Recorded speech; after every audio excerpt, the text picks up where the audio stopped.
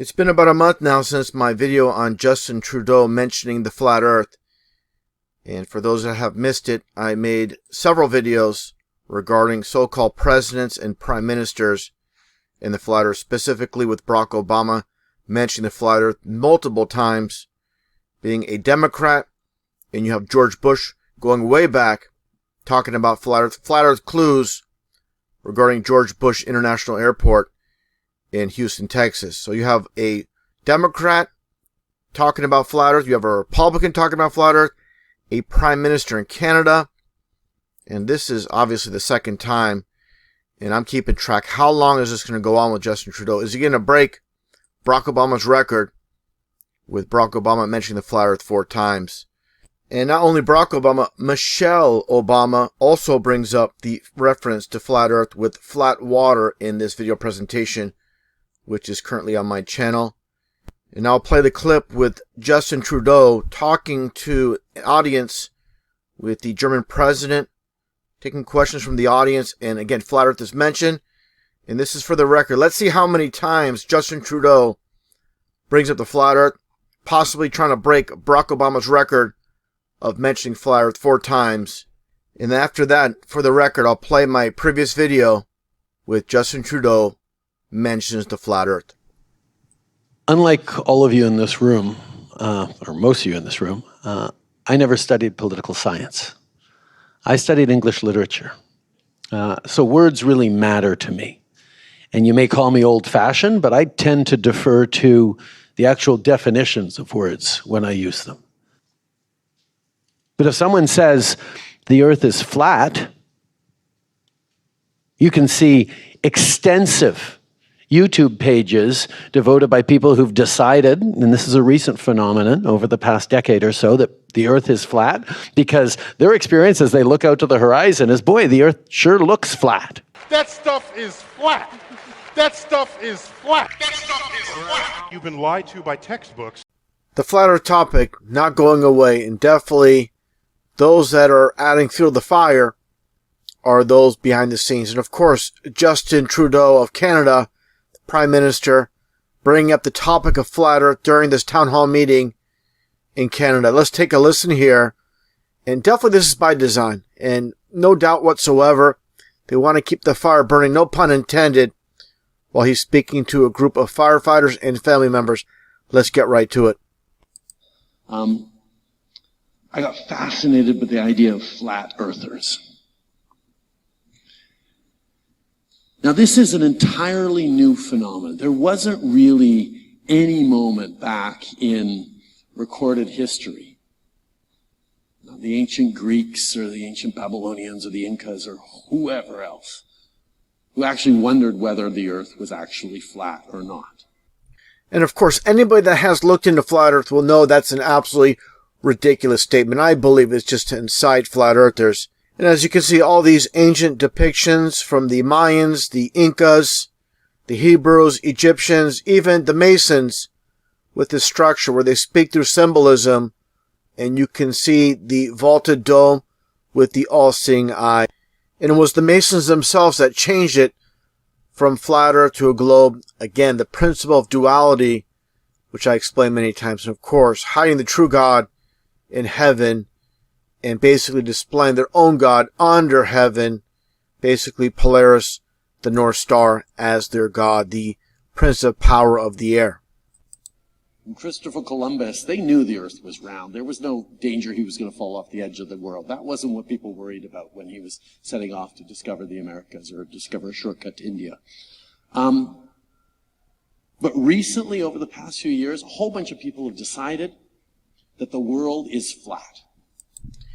Decided the world is flat. It's not about a decision. It's based on a reality. People come to the realization, what we're told from the inception, from the very beginning, the foundation, that we live on this ridiculous spinning ball earth is absolute nonsense.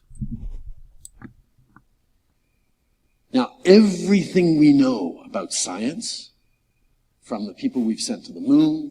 Now he talks about the people, quote, the people we sent to the moon. That's pretty hilarious, because for those that follow my channel, they'll know with this interview with Buzz Aldrin, by this 8-year-old girl, questioning why hasn't NASA sent anyone to the moon in such a long time. And for those that have not seen this clip, take a listen. Basically, where Buzz Aldrin admits to this very young little girl that they've never been in the moon. Take a listen. Has nobody been to the moon in such a long time? That's not an 8-year-old's question. That's my question. I want to know, but I think I know. Because we didn't go there, and that's the way it happened. We didn't go there, and that's the way it happened. Now imagine if this clip that's shown here was played to the millions of zombies that watch television programming. Maybe they would start to question their reality and what people like Justin Trudeau say. Okay, this is what it comes down to. TV is mind control. These politicians are nothing more than paid actors on the world stage. And the people that you see here, they don't know the difference between their butt and a hole in the ground. All of them. And that's what it comes down to. TV's mind control, like I said. And again, imagine if this one particular clip played on CNN, Fox News, MSNBC, played throughout the world. Definitely, that would be interesting to see that happen. And maybe, just maybe, eyes will open to the grand deception that's taken place. As a science journalist, my question is, through your career and your writing and your acting, you've inspired so many people to enter the sciences. How do you balance science with science fiction? They're both the same. Science and science fiction are essentially the same. This is the fiction section. Fiction means it's a made-up story. This is the fiction section. Fiction means it's a made-up story. I can hear machinery blinding me with science.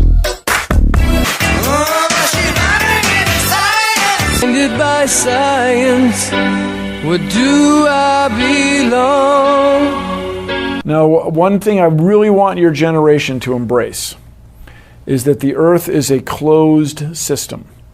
We cannot leave the Earth. There's no place to go. Is that the Earth is a closed system. We cannot leave the Earth. There's no place to go. Well, when I was standing outside that capsule, it was a very quiet and peaceful moment. You know, at that moment, you look at the world, and it looks very fragile.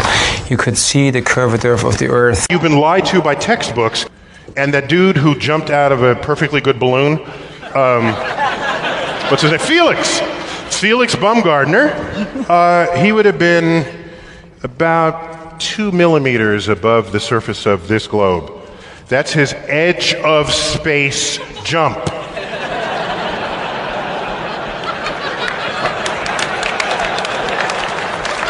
Now, you know, I don't, it's fine. He wants to, I don't have a problem if he does it, but the honesty of it would greatly diminish what I think people thought he was actually doing.